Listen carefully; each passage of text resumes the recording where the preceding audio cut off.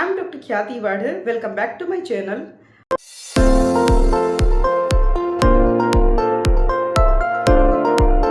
Process of communication.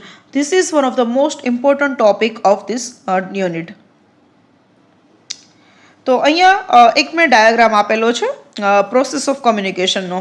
હવે એક્ઝામમાં જો તમારે સારા માર્ક્સ લેવા હોય તો તમે આ ડાયાગ્રામ બનાવી શકો છો. અહીંયા તમારે કલર પૂરવાની જરૂર નથી એક્ઝામમાં. તમારે માત્ર આવી રીતે બોક્સ બનાવી અને તમે કમ્પોનન્ટ છે ને લખી શકો છો. તો પ્રોસેસ ઓફ કમ્યુનિકેશનનો મિનિંગ એ થાય છે કે વાતચીત કરવાની પ્રક્રિયા. આપણે કઈ રીતે વાતચીત શરૂ કરીએ છીએ અને કઈ રીતે વાતચીત પૂરી કરીએ છીએ, અને શરૂ કરવાથી લઈને પૂરી કરવા સુધીમાં વચ્ચેની બાબતોમાં કઈ કઈ બાબતોનું આપણે ધ્યાન રાખીએ છીએ. તો અહીંયા તમે જોઈ શકો છો કે ડાયાગ્રામની અંદર ટોટલ 6 કમ્પોનન્ટ આપેલા છે. એમાં સૌથી મોસ્ટ ઇમ્પોર્ટન્ટ જે કહી શકીએ તો એ છે સેન્ડર. સેન્ડરનો મિનિંગ શું થાય છે કે મેસેજ મોકલનાર વ્યક્તિ. હવે હું તમારી સાથે યુટ્યુબ પર વિડીયોના માધ્યમથી વાતચીત કરું છું તો અત્યારે હું સેન્ડર છું, મીન્સ કે હું કોઈ ઇન્ફોર્મેશન શેર કરું છું. તો અત્યારે હું સેન્ડર છું. અત્યારે આ મારું એક્ઝામ્પલ લઈને એટલા માટે તમને સમજાવું છું કે અત્યારે તમે મારા વિડીયોઝ જોવો છો તો તમે વધારે રિલેટ કરી શકશો. તો હું કોઈ ઇન્ફોર્મેશન આપું છું તો હું સેન્ડર છું. નેક્સ્ટ કોમ્પોનન્ટ આવે છે એન્કોડિંગ. એન્કોડિંગનો મિનિંગ થાય છે કે મેસેજ મોકલવાની પ્રક્રિયા. તો હું યુટ્યુબના માધ્યમથી મેસેજ મોકલું છું મારો. નેક્સ્ટ થર્ડ કોમ્પોનન્ટ આવશે કે મેસેજ. હવે શું હું ઇન્ફોર્મેશન મોકલું છું તો હું અત્યારે બિઝનેસ કમ્યુનિકેશન ભણાવું છું. તો બિઝનેસ કમ્યુનિકેશનનું જે મટીરિયલ છે અથવા તો જે થોટ્સ છે હું તમારી સાથે શેર કરું છું. નેક્સ્ટ છે ડીકોડિંગ. ડીકોડિંગનો મિનિંગ શું થાય છે કે જ્યારે હું અહીંયાથી બોલું છું, હું રેકોર્ડેડ સેશન્સ યુટ્યુબ પર અપલોડ કરું છું. જ્યારે તમે મારો વિડીયો પ્લે કરો છો ત્યારે તમે આ લેસનને સાંભળો છો. તો તમે જ્યારે સાંભળો છો તો સાંભળવાની પ્રક્રિયા અને પ્લસ સમજવાની પ્રક્રિયા સાથે થાય છે. એટલે તમે સાંભળો પણ છો અને સમજો પણ છો. તો આ કામ કોનું છે તો રિસીવરનું છે. કે જ્યારે આપણે કોઈ વાતચીત કરીએ છીએ તો આપણે સામેવાળી વ્યક્તિ કોણ છે અને કોને આપણે શેર કરીએ છીએ વધારે ઇમ્પોર્ટન્ટ છે. જો રિસીવર હાજર જ ન હોય તો આપણે વાતચીત કરી જ નથી શકતા.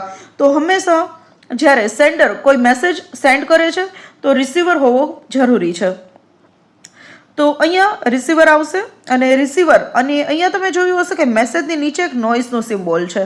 તો નોઇઝનો મિનિંગ એવો છે કે ઘણી વખત એક વ્યક્તિ બીજી વ્યક્તિ સાથે વાતચીત કરતી હોય અને વચ્ચે કોઈ નોઇઝને કારણે કોઈ બેરિયર આવ્યું, કોઈ મુશ્કેલી આવી, તો સામેવાળી વ્યક્તિ આપણો અવાજ સાંભળી નથી શકતી. જેમ કે મેરેજમાં જઈએ છીએ, ડીજે વાગતું હોય અને આપણે કોઈનો કોલ આવે છે તો આપણે પ્રોપરલી વાતચીત નથી કરી શકતા, જે રીતે આપણે પીસફુલ એટમોસ્ફિયરમાં કરતા હોય એ રીતે. તો આ રીતે ટ્રાફિકમાં હોય ત્યારે પણ ઘણી વખત આપણે પ્રોપરલી કોલ પર વાત નથી કરી શકતા, મીન્સ કે આપણને સામેવાળી વ્યક્તિનો અવાજ પ્રોપરલી સંભળાતો નથી. તો આ ટોટલ 6 કોમ્પોનન્ટ છે. રિસીવર જે છે એ ત્યાર પછી ફીડબેક આપે છે. ફીડબેક કોને આપે છે તો કે સેન્ડરને આપે છે. જેમ કે તમે મારા વિડીયોઝ તમને ગમે તો તમે લાઈક કરો છો, નીચે કોમેન્ટ કરો છો, ઘણીવાર કોઈ ડાઉટ્સ હોય તો તમે મને પ્રશ્ન કરો છો, હું તમને આન્સર આપું છું. તો આ રીતે એક પ્રોસેસ જે છે કમ્યુનિકેશનની ચાલતી રહી છે. જ્યાં સુધી વાતચીત પૂરી ન થાય ત્યાં સુધી એ કમ્યુનિકેશન ઓન ગોઈંગ રહેશે. તો સૌથી પહેલાં પ્રોસેસ ઓફ કમ્યુનિકેશનમાં મેઇન કમ્પોનન્ટ હોય તો એ સેન્ડર છે, મેસેજ મોકલનાર વ્યક્તિ. કદાચ તમે મને મેસેજ કરો છો તો તમે સેન્ડર ગણાશો. ત્યાર પછી તમે એન્કોડ કરશો, મીન્સ કે કમેન્ટ કરશો, મેસેજ મને કોઈ મોકલશો અને રિસીવર તરીકે હું કોઈ રિપ્લાય કરીશ. જ્યારે હું રિપ્લાય કરીશ તો હું સેન્ડર બની જઈશ. તો આ રીતે સેન્ડર અને રિસીવર વચ્ચેની કમ્યુનિકેશનની પ્રોસેસ કન્ટિન્યુ ચાલુ રહી છે. જેમ કે આપણે કોઈ વ્યક્તિ સાથે વિડીયો કોલ પર વાત કરીએ છીએ, 10-15 મિનિટ વાત ચાલુ રહી, તો જ્યારે જે વ્યક્તિ બોલે છે એ સેન્ડર બની જાય છે, જ્યારે જે વ્યક્તિ સાંભળે છે રિસીવર બની જાય છે, રિસીવર જ્યારે બોલવાનું ચાલુ કરે તો એ સેન્ડર બની જાય છે, અને સેન્ડર જ્યારે સાંભળે છે તો એ રિસીવર બની જાય છે. તો આ રીતે સેન્ડરથી રિસીવર વચ્ચેની જે પ્રોસેસ છે સતત ચાલતી રહી છે. અને જ્યારે જે વ્યક્તિ આન્સર આપે છે તો એને ફીડબેક કહેવાય છે. ફીડબેક હંમેશા રિસીવર આપતી હોય છે અને સેન્ડર હંમેશા ઇન્ફોર્મેશન શેર કરતા હોય છે. એ પછી ફેસ ટુ ફેસ હોય, સામસામે વાતચીત કરતા હોય, કાં તો પછી ક્લાસરૂમ કમ્યુનિકેશન હોય, અથવા તો પછી તમે ફેમિલી મેમ્બર સાથે વાતચીત કરતા હોય, કાં તો તમે વિડીયો કોલ પર વાત કરતા હોય, કાં તો ફોન પર વાત કરતા હોય, કાં તો તમે વિડીયોઝ જોતા હોય, ટીવી જોતા હોય, સિરિયલ્સ જોતા હોય, વેબ સિરીઝ જોતા હોય. તો કોઈને કોઈ માધ્યમથી કમ્યુનિકેશન ઓન ગોઈંગ ચાલુ રહે છે. હવે અહીંયા મેં એક પ્રોસેસ ઓફ કમ્યુનિકેશન માટેનું એક સમજવા પૂરતું એક પિક્ચર મૂકેલું છે, જે તમારે એક્ઝામમાં દોરવાની જરૂર નથી. કદાચ તમારે દોરવું હોય તો દોરી શકો છો. તો અહીંયા તમને આપેલું છે કે 2 વ્યક્તિ છે. એક વ્યક્તિ છે એ એન્કોડિંગ કરે છે અને એ અહીંયાથી એક મેસેજ જે છે ડીકોડિંગને મોકલે છે, ડીકોડરને મોકલે છે. એન્કોડિંગનો મિનિંગ થાય છે કે મેસેજ સેન્ડિંગ પ્રોસેસ, અને ડીકોડિંગનો મેસેજ થાય છે મેસેજ રિસીવિંગ પ્રોસેસ. તો એન્કોડિંગ જે થઈ અને મેસેજ છે ડીકોડિંગ પાસે આવે છે.